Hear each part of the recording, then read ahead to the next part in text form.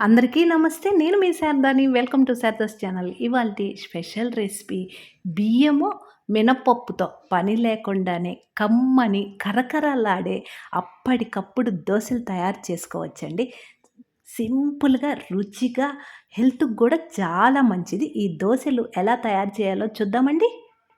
ఈ దోసల తయారీ కోసం ముందుగా పెసలు నానబెట్టుకోవాలండి. మనము ఉదయం పూట దోస చేసుకోవాలనుకుంటే నైట్ పడుకునే ముందుగా నానబెట్టుకుంటే సరిపోతుంది. నైటు దోసలు చేసుకోవాలి అనుకుంటే ఉదయం పూట ఈ పెసలు నానబెట్టుకుంటే చాలండి. నేనైతే ఇందులో బియ్యము, హ్మ్, మినపప్పు ఏమీ ఉపయోగించడం లేదండి. అయినా గానీ మనకి ఎంతో రుచిగా కరకరలాడుతూ హెల్త్‌కి గూడా చాలా మంచిది. షుగర్ ఉండేవాళ్ళు గూడా ఎటువంటి సందేహం లేకుండా చక్కగా తినవచ్చు.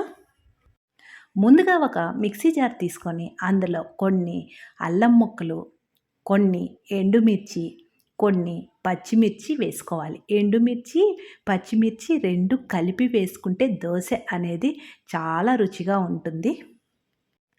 తరువాత మనము నానబెట్టుకున్నటువంటి పెసలున్నాయి కదండీ! ఆ పెసలను వాటర్ లేకుండా ఇలా జార్‌లో వేసుకోవాలి. ఈ పెసలు అనేది ఖచ్చితంగా 7, 8 గంటలు నానాలండి. తరువాత ఇందులో అర స్పూను పసుపు, రుచికి తగినంత ఉప్పు వేసి, వాటర్ పోసి మిక్సీకి వీలైనంత మెత్తగా వేసుకోవాలి. మీకు పచ్చిమిర్చి, అల్లము అవి సన్నగా కట్ చేసి కూడా దోస వేసిన తర్వాత దాని పైన కూడా వేసుకోవచ్చండి. ఇలా వేస్తే దోస అనేది చాలా రుచిగా ఉంటుంది. చూడండి ఇక్కడ ఇంత మెత్తగా వేసినటువంటి పిండిని ఒక గిన్నె తీసుకొని, ఆ గిన్నెలో ఈ పిండి మొత్తం వేసుకోవాలి. ఇంకాస్త పెసలు మిగిలున్నాయండి. నేనైతే రెండోసారి కూడా మిక్సీకి వేస్తున్నాను. ఇవి ఈ పిండి అనేది పులియనవసరం లేదండి. అప్పటికప్పుడు మిక్సీకి వేసిన వెంటనే కూడా చేసుకోవచ్చు. చాలా రుచిగా ఉంటాయి. ఆల్రెడీ ముందు వేసే దాంట్లోనే మనము సాల్టు, అల్లము అన్నీ వేసామండి. దీంట్లో మాత్రం ఏమీ వేయట్లేదు. ఇలా మిక్సీకి మెత్తగా వేసుకున్న తరువాత అదే పిండిలో ఈ పిండిని కూడా కలిపి ఒక్క స్పూను జీలకర్ర వేసుకొని చక్కగా పిండి మొత్తం గరిటెతో కలుపుకోవాలి. ఇలా కలిపినటువంటి పిండిని ఒక 5-10 నిమిషాలు పక్కన పెట్టుకుందామండి. ఇది కూడా టైం మాకు లేదు అనుకుంటే వెంటనే అప్పటికప్పుడు కూడా వేసుకోవచ్చు. ఇందులోకి అల్లం చట్నీ బాగుంటుంది అంటారండి. నాకైతే పల్లి చట్నీనే ఈ పెసర దోసలకి ఇష్టమండి.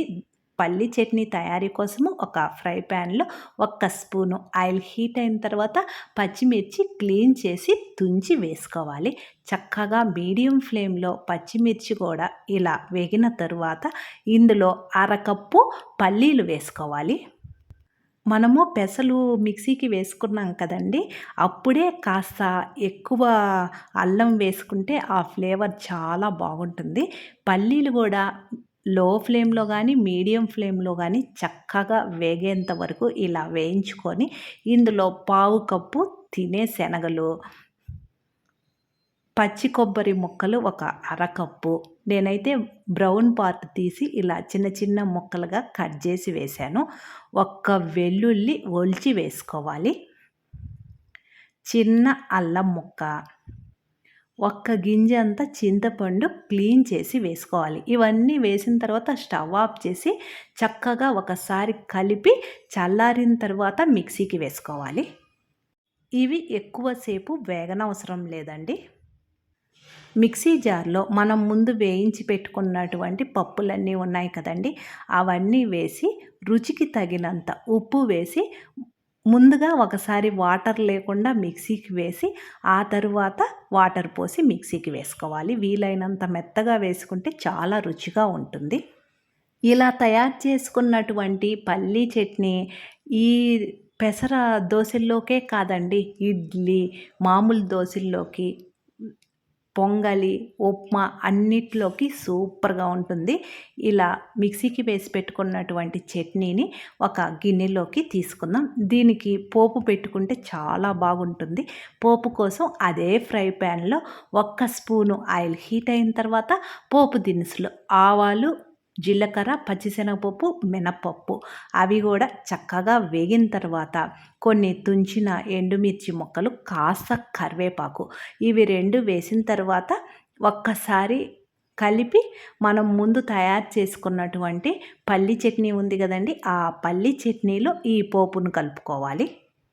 ఈ చట్నీలో అల్లము, వెల్లుల్లి చూసి వేసుకోవాలండి. కాస్తనే వేసుకోవాలి. ఎక్కువ వేసుకుంటే టేస్ట్ మారిపోతుంది. చక్కగా పోపుని ఈ చట్నీలో కలుపుకొని మనం ముందు మిక్సీకి వేసి పెట్టుకున్నటువంటి పెసర దోసలకి పిండి ఉంది కదండి, ఆ పిండిని కూడా చక్కగా ఒక్కసారి కలిపి దోస పెనం బాగా హీట్ అయిన తరువాతనే మనం తయారు చేసుకున్నటువంటి మిశ్రమం నుంచి దోసలు చేసుకోవాలి. ఈ పిండి అనేది మరీ పల్చగా ఉండకూడదు, మరీ ఇట్లాగా గట్టిగా ఉండకూడదండి. ఇక్కడ నేను చూపించిన విధంగా మిక్సీకి వేసుకుంటే చూడండి ఎంత చక్కగా రౌండ్గా ఎంత బాగొస్తున్నాయో. అంటే చాలామంది బియ్యం వేసుకుంటేనే మనకి ఈ పెసర దోసలు చక్కగా వస్తాయని అనుకుంటారు. ఏమీ వేయకపోయినా కానీ ఈ పెసర దోసలు అనేవి కరకరలాడుతూ చక్కగా రౌండ్గా వస్తాయండి.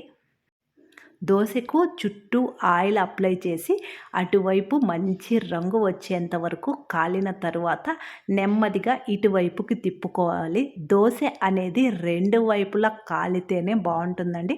కొంతమందికి ఒకవైపు కాల్చుకుంటారు, అదైనా పర్లేదు. ఈ దోస మాత్రం 2 వైపులా కాలితేనే రుచిగా ఉంటుంది. చూస్తుంటేనే నోరూరిపోతుంది కదండి. ఎంత బాగా, ఎంత కలర్ఫుల్గా, ఎంత బాగొచ్చిందో.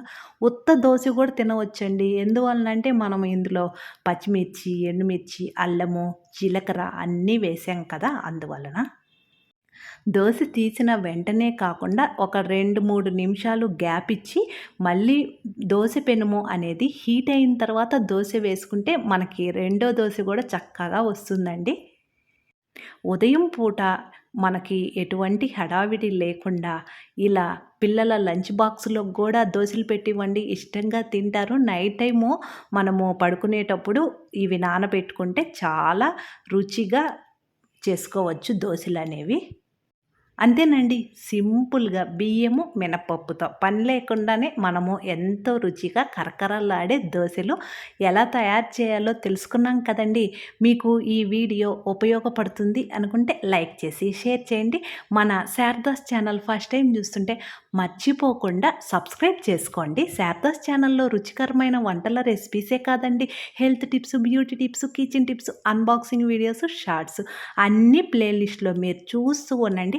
అన్నట్టు మర్చిపోయానండి, రేపే కదండి హోలీ పౌర్ణమి. లక్ష్మీదేవిని ఎలా పూజించాలో అమ్మ దీవెన ఛానల్లో వీడియో అప్లోడ్ చేశాను, చూడండి.